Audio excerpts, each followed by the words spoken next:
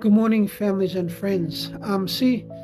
My topic for this morning is the blessings of eternity.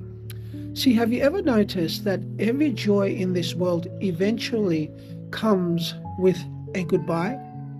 Friends, we celebrate births, but we also attend funerals. We experience love, but we also endure loss.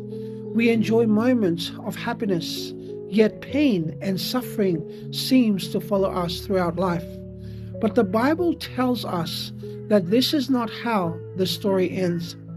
Isaiah chapter 25:8, it gives us an incredible promise. It says, "He will swallow up death in victory, and the Lord God will wipe away tears from all faces." Think about that. The greatest enemy of humanity, death itself, will be defeated forever. No more funerals, no more graves, no more heartbreaking farewells. Then Revelation 7:17, it reveals something even more beautiful. Jesus, the Lamb of God, will personally shepherd his people. The one who died for us will lead us to living fountains of water and wipe away every tears from our eyes. Imagine walking with Jesus face to face, never again separated by sin, fear, or doubt. And Revelation 21:4, it paints the grand picture of eternity. It says, "There shall be no more death, neither sorrow nor crying, neither shall there be any more pain."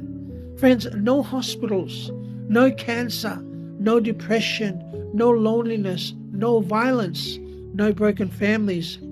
Everything sin has damaged will be restored. Friends, but the greatest blessing of heaven is not the streets of gold or the tree of life, but the greatest blessing is that God himself will dwell with his people. We will see Jesus, worship Jesus, and we will live with Jesus forever. So when life becomes difficult, remember this: our pains on this world are temporary, but God's promises are eternal. Friends, a day is coming when every tears will be wiped away, every wounds will be healed, and every faithful child of God will finally be with God.